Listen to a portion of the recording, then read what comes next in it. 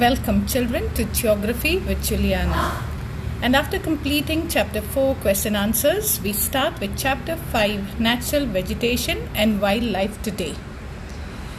You have an activity on page 32, 5.1. You need to look at the flora and fauna that is given here and try and identify some of these flora and fauna that you see in this picture. You can note it down. Okay, so let us have a reality check now. What you have seen. Okay, you also need to tell me, or you also have to answer whether you have seen any of these flora and fauna. Maybe in India, or if you have traveled abroad, or maybe on National Geographic channel, or anywhere else on internet or wherever. Okay. And once you get these answers, let's do a little reality check now. What you saw in the first picture on page 32 was the cactus. We have seen cactus, something like this, okay, in Maharashtra as well as in Rajasthan, in the dry desert regions. But this cactus belongs to Brazil. The second picture, what you see is a pepper plant. We have seen those who come from South India, okay, Karnataka, Kerala. I'm sure you have seen pepper plants, but this pepper plant belongs to Brazil. The third one that you see in the picture is rubber trees.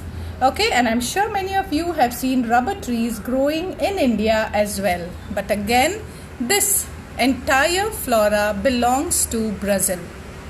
Let's do reality check with the fauna of Brazil. Okay, you might have thought these flora and fauna belong to India. We'll understand why. The first bird that you saw was robin, or normally called as thrush. And in many English poems, I'm sure you have heard this, the name of this bird, the thrush. Okay. The next picture is not a leopard, it is a jaguar of Brazil. Okay, it's much more heftier than the leopards of India. And the last one, okay, of course, I'm sure you must have got that name correct, anaconda, which is again a national species of Brazil, a native of Brazil. Okay, the huge anaconda, and these anacondas can break your bones within seconds by entangling itself around you.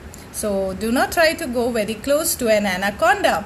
Now, why did you feel that you have seen these flora and fauna somewhere? Because there is a lot of similarities in flora and fauna in India and Brazil. And in this chapter, we are going to have a comparative account again of the vegetation and animal life in India and Brazil.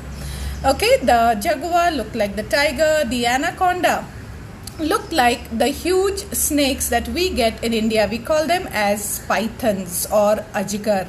Okay, so they do remind us of some of the animals that we have seen here. Of course, cactus we have seen, pepper plant also we have seen, rubber trees also we have seen. So that means there is a lot of similarities between the vegetation of Brazil and India. Then on the same page, page 32, you get this picture here. Again, I have tilted it just as when we did physiography, because the picture is actually going from north towards south. And in the north, you have the Guiana Highlands, followed by the Amazon Basin. If you remember, the Guiana Highlands, followed by the Amazon Basin, followed by the Pantanal, Paraguay River Basin, or the Pantanal Wetlands. Then you had the Brazilian Highlands, and of course the coastal areas. So this is what we have also seen in physiography. I'm sure you can revise that once again if you are not familiar with it. Now what I've done is, next I have prepared a little table. Now we know that flora, that's not Laura, okay, otherwise it sounds like someone's name. Flora and fauna, normally flora means flowers, fauna means animals. Normally depends upon certain factors: the physiography of the region, plateaus, plains, where you are, mountains, altitude, how high you are from the sea level, the climate of the region, the rainfall, the temperature, and the soil type. There can be many more factors which can be influencing the flora and fauna of a region, but these are some of the major factors. Now what I've done is, with that little diagram that you have, 5.2 physiography, I have made a table here so that you get a better idea from north to south, from Guiana Highlands till the coastal plains. Look at the altitudes: 1200 meters, 300 for Amazon Basin. Amazon Basin is quite at the low level. Parana Paraguay River Basin, 500 I've taken on an average. Brazilian Highlands, 800 to 1000 meters, and coastal plains again very low, almost 100 meters high. Temperatures in Guiana, 21 degrees, in Amazon 28 degrees, in Parana 21, in Brazilian Highlands they are 23, coastal plains they are about 27 degrees. Coastal plains have hot and humid climate. Rainfall in Guiana Highlands around 1600 millimeters, which you will get by referring 5.2. Okay, I have analyzed that 5.2 and I have given you a table here.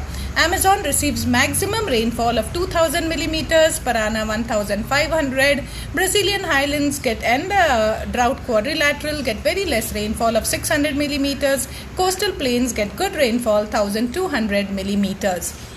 The vegetation now, which depends on these three factors: the altitude, the temperature, and rainfall. In Guiana Highlands you have the tropical forests. Okay, and animals are normally apes because the Guiana Highlands are situated at a greater height. Okay, 1200 meters. And even the highest peak, if you remember, Pico di Neblina, is situated in the Guiana Highlands in Brazil. The Amazon Basin has equatorial rainforest because it comes in the equatorial zone. And animals there, a variety of animals, like variety of apes, reptiles, arboreals, those who reside on the trees, variety of birds, colorful birds, and aquatic animals as well that reside in the Amazon River. The Parana Paraguay again contain the wetlands, and wetlands are again famous for a variety of fauna and flora. But trees here are normally deciduous. Deciduous means leaf shedding. The top one, when we spoke about the equatorial, these were normally the green evergreen trees. Deciduous do not appear evergreen because they shed leaves during summer. Evergreen trees also shed leaves, but there are variety of trees and therefore the timing of their shedding is different, and therefore whenever you look at the trees they always appear evergreen. Okay, then the Parana Paraguay River Basin have animals which are normally the grassland type because there are lots of grasses that are found there.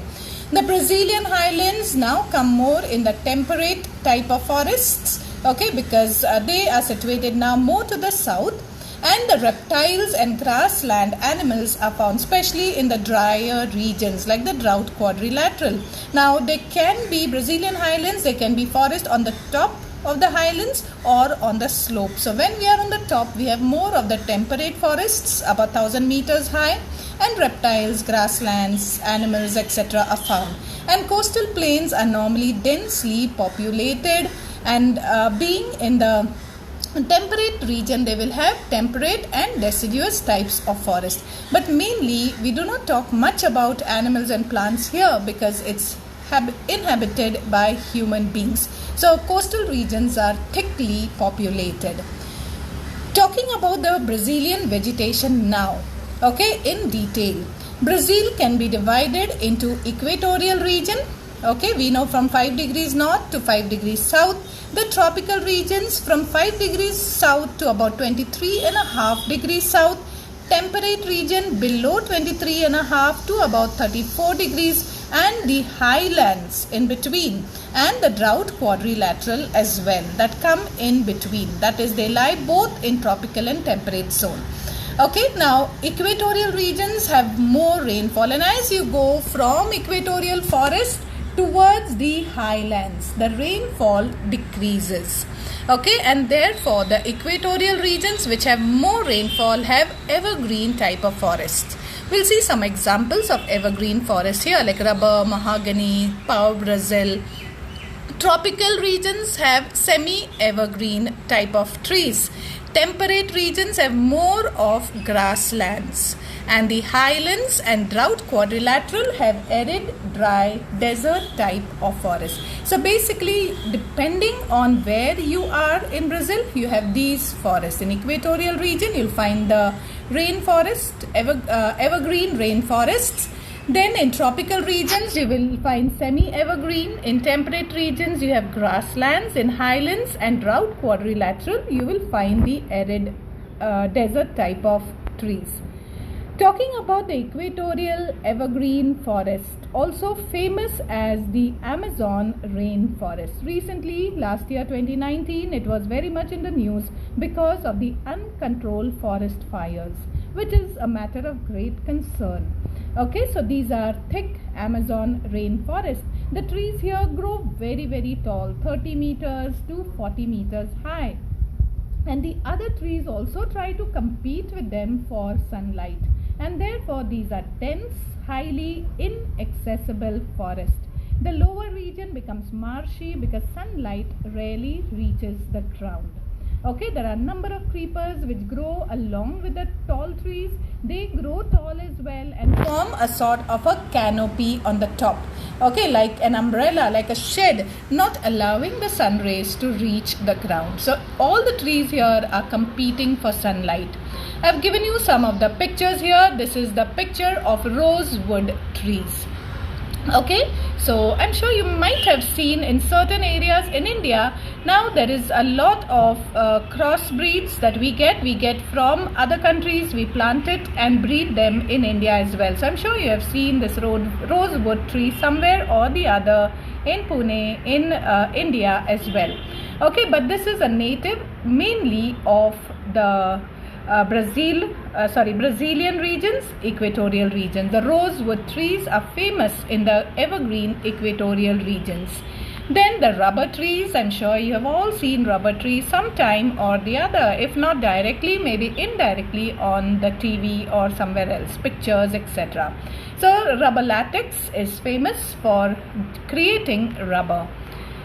Then you have mahogany trees. These also grow very tall. As I told you, 300. These are all evergreen trees from the equatorial rainforest. Mahogany grow almost 30 to 35 meters tall. The wood of all these trees, rubber of course is famous for latex. Rosewood and mahogany, okay, are famous for timber, wood. Okay, and therefore cutting of the trees is a major problem here in the equatorial regions for economic gains, for selfish gains. Here you see a famous tree in Brazil. In fact, Brazil gets its name from this tree, the native tree here, and that is pau-brasil. In chapter, I think 2, location extent, we heard about this name, pau-brasil. You can surf the net to get a little more information about this, because Brazil, which is named after the reddish dye wood Brazil pau-brasil tree, has long been famous for the wealth of its tropical forest. Pau brasilia is a genus of flowering plants in the legume family. So they get pods, okay, beans, like huge long beans. It is a Brazilian timber tree, commonly known as Pernambuco tree or the Brazil wood also. Okay, so, and the last one of course is the Brazilian orchids. This was in 2019 to find the odd one out. And a number of Indian trees were given and Brazilian orchid was there. Just orchid was mentioned. So orchid is the odd one because orchid is again native to Brazil. Though orchids are now found rarely, of course, in India as well. They are grown in India. They are not found in India, but they are grown in India. Speciality of orchid trees is that they grow on other trees. Okay, you can see the top picture there. They won't grow in pots. You have to grow them on the barks of other trees. And normally purple orchids are famous, but there are a variety of colors of orchids in Brazil. You can surf the net to see the bright colors of orchids. There is a give reason in the last paragraph on page 33. That is, evergreen rainforests in Brazil are called as the lungs of the world, not just of Brazil. Because Brazil has a large number of vegetation species in the world, density of trees is also very large here, As a result, they take in a large amount of carbon dioxide. We all know the process of photosynthesis, okay, and give out huge amount of oxygen. This reduces carbon dioxide levels not only of Brazil but of the world, and therefore these equatorial rainforests are called as the lungs of the world. And with this we stop, and in the next video we will talk about the vegetation of India. So till then, keep looking out for our videos. We'll see you soon. Take care. God bless.